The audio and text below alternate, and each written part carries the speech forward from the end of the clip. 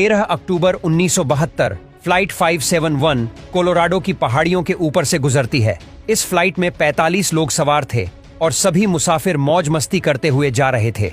लेकिन किसी को पता नहीं था कि कुछ ही देर के बाद एक ऐसा तूफान आ जाता है जिससे जहाज के चारों तरफ बादल ही बादल हो जाते हैं और पायलट को कुछ भी दिखाई नहीं देता। थोड़ी ही देर के बाद ये बादल आहिस्ता आहिस्ता हटने लगते हैं और पायलट को सामने दिखाई देता है कि कोई बड़ा सा पहाड़ धीरे धीरे करीब आता जा रहा है।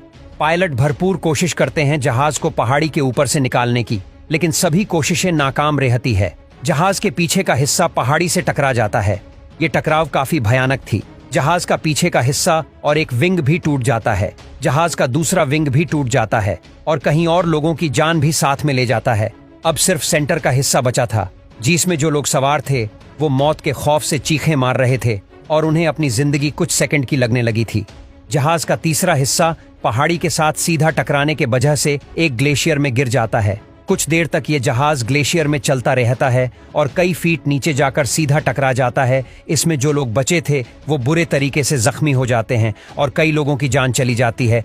लेकिन इस भयानक टकराव के बाद 33 लोग अभी भी जिंदा थे, लेकिन किसी न किसी तरीके से उनकी जान बच जाती है। ये अपने रास्ते से इतना भटक चुके थे कि दूर दूर तक कुछ भी दिखाई नहीं देता और ना ही कोई मदद करने वाला था। ये सभी लोग एक एक सांस लेने के लिए लड़ रहे थे, लेकिन इन्हें पता नहीं था कि आने वाला वक्त इनके लिए और भी ज्यादा दर्दनाक बनता जाएगा।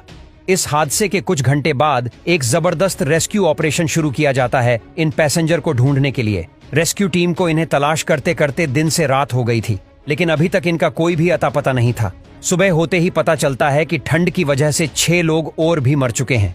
ये ठंड इतनी ज्यादा थी कि इसे बर्दाश्त करना बहुत मुश्किल था, इसलिए इन 6 लोगों की मौत हो जाती है। अब बचे थे सिर्फ 27 लोग। हादसे के दूसरे दिन एक बार फिर से रेस्क्यू ऑपरेशन शुरू किया गया और इस ऑपरेशन के लिए 11 हवाई जहाजों को इस्तेमाल किया जाता है ताकि इन पैसेंजर को ढूंढने में आसानी हो।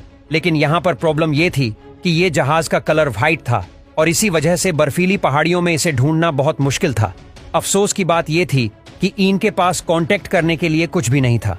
हादसे के कई दिन गुजर चुके थे और रेस्क्यू टीम उनकी खोज करते करते इनके ऊपर से गुजर जाते हैं और हाथ ऊपर करके जोर जोर से चिल्लाने लगते हैं, लेकिन रेस्क्यू टीम की तरफ से कोई भी रिस्पॉन्स नहीं मिलता। फिर ये लिपस्टिक की मदद से जहाज के ऊपर कुछ लिखने की कोशिश करते हैं, लेकिन इनके पास इतनी लिपस्टिक नहीं थी। फिर इन्होंने सोचा सूटकेस का इस्तेमाल करके एक बड़ा सा क्रॉस बनाया जाए ताकि ऊपर से कोई भी जहाज गुजरने लगे तो उसे नजर आ जाए और उसे पता चल सके कि हम कहां पर हैं।